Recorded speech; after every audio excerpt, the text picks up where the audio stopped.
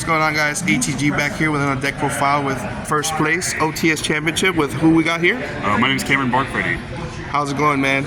So you got first place today, huh? Yeah, I haven't played Yu-Gi-Oh in like 4 months and decided to pick up Voiceless. It's the best deck in the format. All right. Any shout-outs before we get to the profile? Yeah, a few of them actually. First, huge shout out to my girlfriend Brittany. Thank you for letting me come play this tournament, and I can't wait to show you this trophy when I get home. Shout out to the boys in Ooga Booga and Luffy's World, and especially shout out to Avery for the deck ideas. And that's it. All right, let's get to the profile, bro. All right, so we start off with a 3 God card low. Places continuous spell or trap from the deck. She's basically your starter. Honorary low with Diviner and Trius. Sends a fairy. When it's tributed, summon a level 2 or lower fairy from the deck. So you can summon low and start your plays. This card also can send Intis, or it can send Herald and get Ritual or Value. And or it just becomes big and you can Ritual summon it off if you need to. For the rest of the Voiceless cards, I got 3 Saphira. Kind of a pseudo starter if you have some other combo pieces in your deck. This is like truly your only 1-card combo, but this will like help add on and extend your gameplays, and you can like 2-card, 3-card combo them. It's also a Ritual summon, which is good. You need those.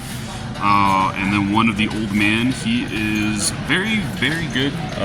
Summons a Ritual monster from the deck when your opponent activates something, just ignoring summoning conditions, so you just summon it out. It's really good. Not bad, not bad.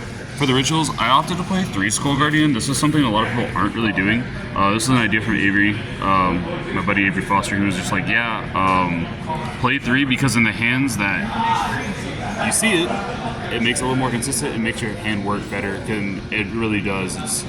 Having 3 of this is really good because sometimes, like, I played Cash and he banished one of them, so I still had 2 in deck. So it never conflicted at 3? No, never conflicted. Perfect number. And then I played 2 Saravis.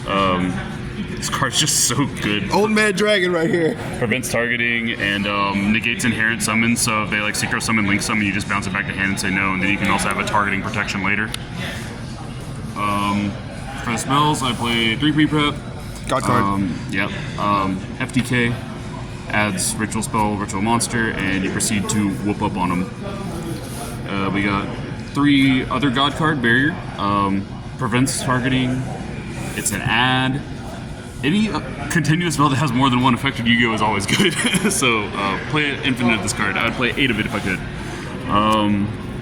2 of the Ritual spell. You really just need this for Saphira because you have to send it. Also, I mean, you shuffle them back with the Old Man, and it is kind of also a combo starter, so it's really good. And when it's engraved, if your Ritual monster dies, you just summon another one from the deck. As long as it's not carrying the damage step.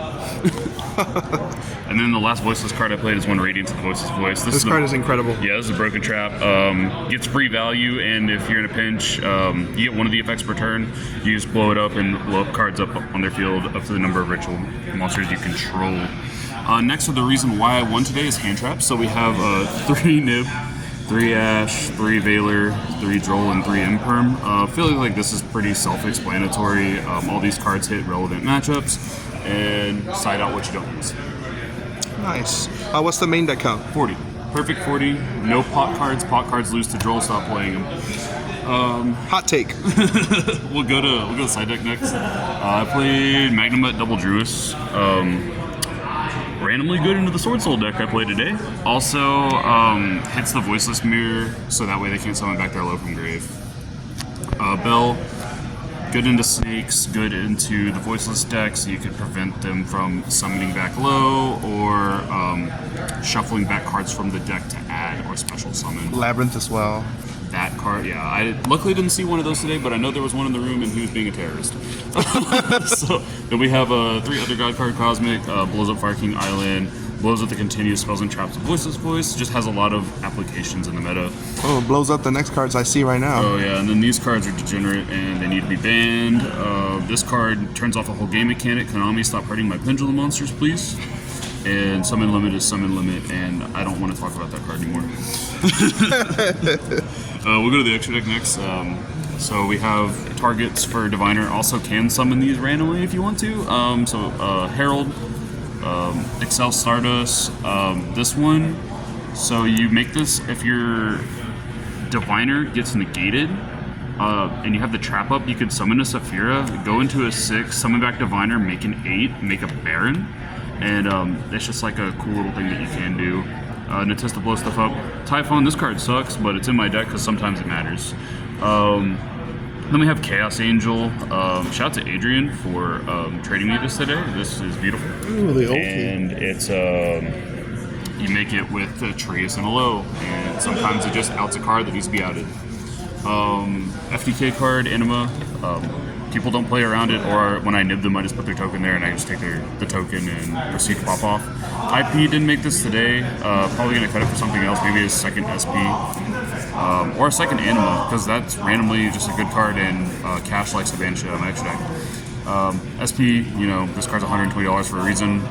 Dark and Lina, you can make it with Anima, summon it back for just to continue your plays, or Lina is a Lina is a Lina. Then we have Double Dynamondo. This card loses to Bell, but it's very good. I had to use it a couple times today just so I could get access to the trap, and then because when you get trap access and spell access, your deck's kind of just FTKing your opponent. And then the last two cards are Unicorn and Access Code. Access Code is very good and will always be good, honestly. Unicorn, it's there for link climbing if I need to, and it's just so I can target it with Access Code later. But that's the deck. Tournament-wise, it was a good time. I only lost one round today to Horus Orcus. We open King Sark every game. I brick game 3. It is what it is. We move on. Don't let that get you down. You take a loss, you move on, and might win a tournament. Yes, sir. Is there any final shout-outs before we end this video? Just one more time to my girlfriend Brittany and my friends that supported me along the way. I had a big group behind me the whole time, just like, how's he doing, and like giving me big hugs afterwards, so it was great. I know it wasn't a regional, it was just like an OTS championship, but it was 9 rounds, guys. It was a regional for me. All right. Well, thank you so much for the deck profile. All right, thank you. You have a good one. ATG out.